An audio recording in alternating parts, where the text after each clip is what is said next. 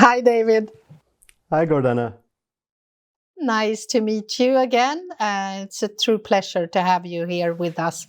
So, David, there are a couple of questions which I would love to ask you and also get your insights around. If you look at the HR function and the way it has evolved over the past years, and especially now after the pandemic crisis, to become a more strategic function. Can you elaborate a little bit and share your thinking with me? I think the HR function has had to evolve quite substantially. In fact, I think the period we're living in, probably for all of us, is the most seismic shift in terms of how we think about HR. And I think particularly the purpose agenda comes through very strongly. Well-being comes through very strongly. And, putting measures in place whereby I think employers really look at employees as being the essence of their competitive advantage. And if you think about how we support customers, how we support other stakeholders, everything starts with employee experience. So I think maximizing that employee experience, coming to terms with what that means in the hybrid environment that we're living through, focusing on well-being as a real priority. Physical well-being, of course, but also mental, financial, social well-being. Those aspects become critically important, I think, for us to concentrate on as an employer. And I would also say that, the fundamental truth in most organizations is your people are either the risk factor or the competitive advantage for you. And I prefer to see people much more as the competitive advantage. And if you've got your operating model correct, if you've got the right capabilities in your organization, if you've got the right levels of motivation and engagement, things that have always been true, then I think you can have a superior advantage in the marketplace that radiates out to customers and to other shareholders. Interesting. Yeah, it's like an orchestrator bringing it all together and being the glue for everyone. Thinking a little bit what you were saying about the tools and the technology and the importance of having the right technology and the tools for the HR functions. How have you seen that evolving, and what do you think will be important for the HR function going forward? There's maybe three ways I would come at this. The first is there's a requirement, obviously, for everyone in the organization to upskill digitally. And that's true for HR, but it's also true in terms of how HR needs to be part of that journey of digital upskilling. And combining with the technology impact, obviously we've seen a lot of technology being rolled out over the last 18 to 24 months, some of it in response to the pandemic, but other platforms that we're seeing part of our normal technology ramp up, and that's going to continue. So we have to take employees with us on that journey, and I think the HR role is pivotal there in terms of learning, development, and making sure that we've got the right level of skills in the organization as individuals are becoming more adept at using technology. That's the first area. The second is obviously the seismic shift that technology will have on our organization more broadly in terms of automating processes that are currently done by humans in different parts of the organization. And actually, we did quite a lot of work on this a couple of years ago, looking at workforce planning, and we found that, in fact, while most roles will be impacted by technology, the majority will be augmented, not automated. So again, it comes back to supporting people to deal with this augmentation. And for those people who are in roles that may be automated, it's our responsibility, I think, to reskill and upskill and try to put as much focus on getting people ready for other roles in the organization so that they can be redeployed, so that we can fulfill our work sustainability commitments.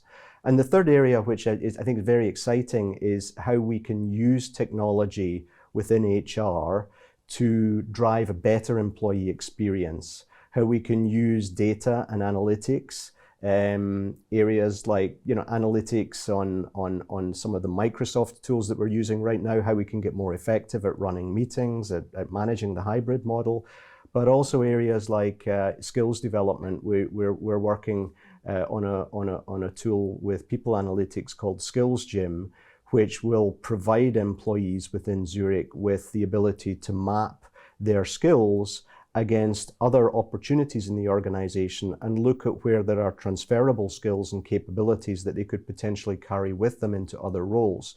Another kind of question that pops up to my mind is that we clearly see, and we see it through research as well, that post-pandemic now, that the biggest impact has actually been on female workers. And we also start to see more and more female workers actually not returning back to work or have been impacted severely by the pandemic and the crisis as such. What is your organization doing in particular more to focus on making sure that females are able and capable and supported in the right way to be able to return back to work? It's well documented that the pandemic has had a disproportionate impact on women, and that's true in the workplace as well as in other aspects of society. And we're certainly very conscious and aware of that. We've done a number of things. Firstly, as I mentioned, providing as much flexibility as possible for all our employees, to work around other life priorities that they have. And I think hybrid work actually helps here, takes us further in that direction. And our own research within the company has shown that oftentimes women need that level of flexibility, perhaps more than male counterparts, because of obligations that they have. The other things that we've been doing are really trying to enable an equal playing field for men and women within the organization. A couple of things there. We harmonized parental leave so that both men and women can have equal parental leave, and then couples can decide who takes the burden of childcare rather than it always falling to the woman, which can sometimes result in unintended but negative consequences in terms of career development. So we took that step.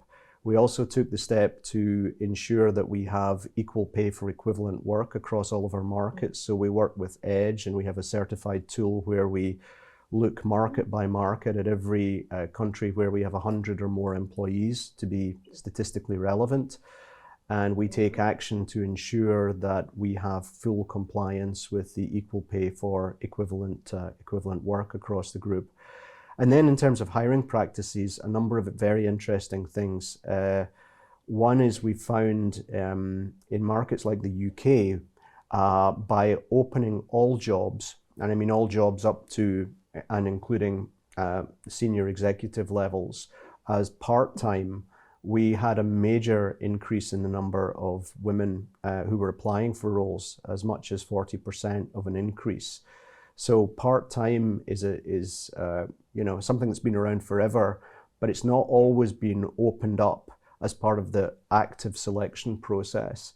And in fact, in Australia, in our Covermore business, a related initiative to that is what we call the Puffling program. It's a rather nice name. And the Puffling program is where two people can apply for the same job. And this has been really well received.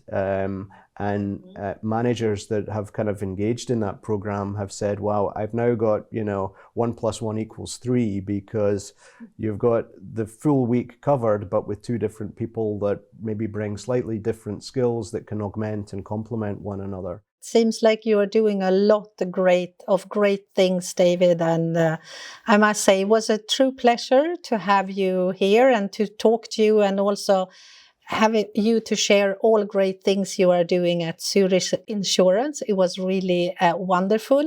And I would like to extend my warmest thanks to you and wish you a great rest of the day. Take care. Thanks very much, Gordana. Have a great rest of the day. Bye.